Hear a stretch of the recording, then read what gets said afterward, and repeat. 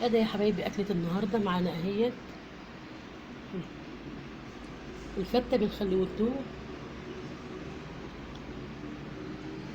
والبط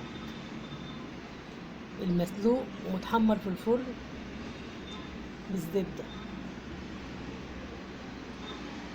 يلا يا حبايبي نخش الفيديو ونشوف هنعمله ازاي. السلام عليكم ورحمة الله وبركاته. ازيكم يا حبايبي عاملين ايه؟ يا رب تكونوا في صحة واحسن حال. دلوقتي يا حبايبي معايا بطة نضفتها كويس.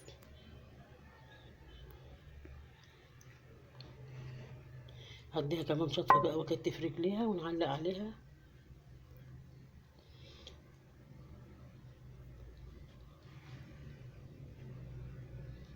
ونشوف بقى هنعمل ايه مع بعض يا حبايبي.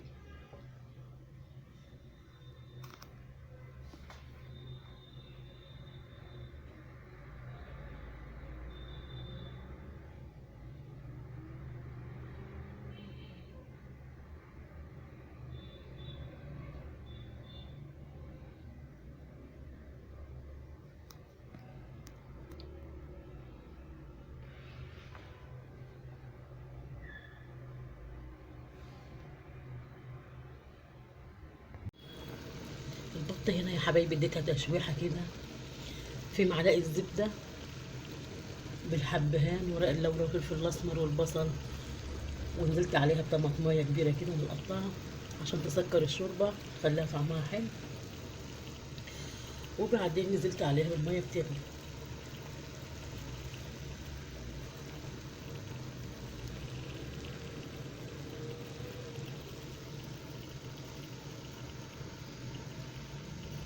ونغطي عليها بقى ونسيبها مع نفسها كده تستوي.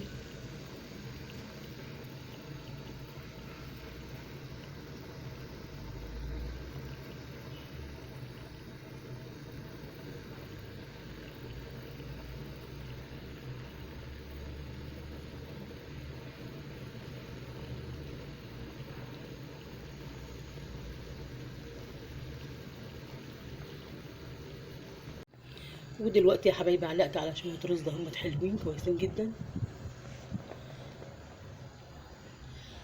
انا عملتهم بقى بمعلقة سمنة بلدي وحورت الرز فيها كده، وبعدين نزلت عليه بالمية وهو ناشف اهوت، وهغطي عليه واسيبه يردد بقى.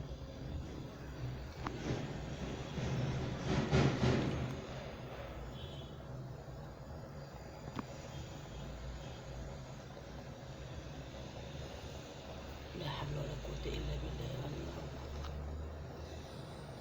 الله. اللهم صل وسلم وبارك على سيدنا محمد وعلى اله وصحبه اجمعين.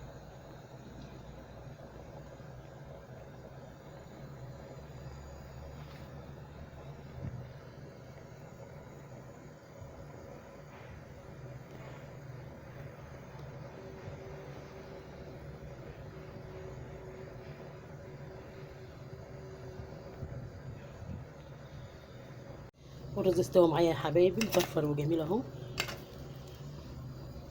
او مفلفل.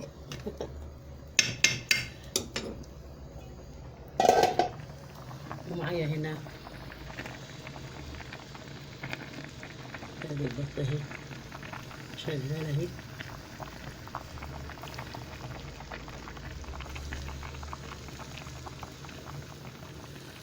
اللهم بارك يا رب للجميع يا رب، اللهم بارك للجميع يا رب، اللهم ارزق جميع المسلمين يا رب العالمين يا رب. اللهم صل وسلم وبارك على سيدنا محمد وعلى اله وصحبه اجمعين.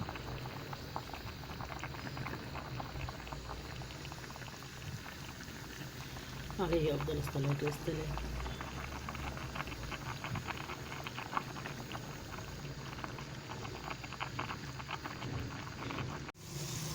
هنا يا حبايبي نضيف الزيت اهو، ما كترتش الزيت يعني. والثوم، والثوم ده اكل مطرحه في بتاع ده كزبره في السلاية او البونية.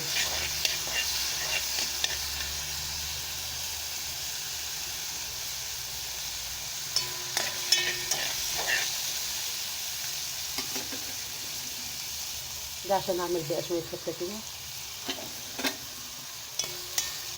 بالكزبريات، وانزل عليها بقى بشويه خل.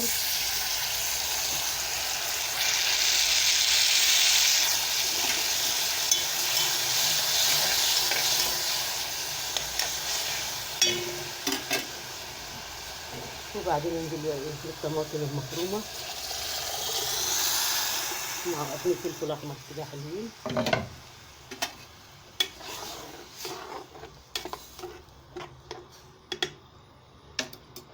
ونسيبها بقى تسبك مع بعضها.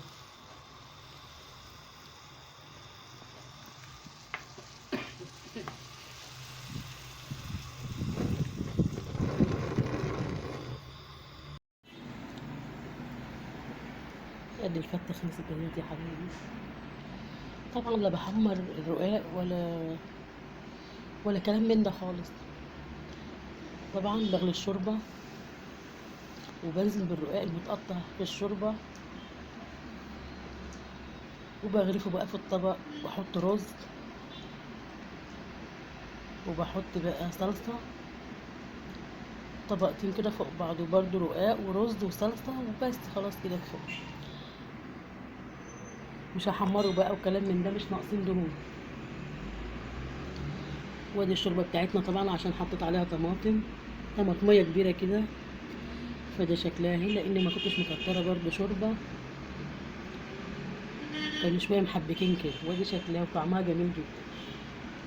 وادي البطه معايا اهيت بعد ما خلصت استوت، دهنتها بحته زبده كده ودخلتها الفرن في الشوايه. وادي شكلها يا حبايبي.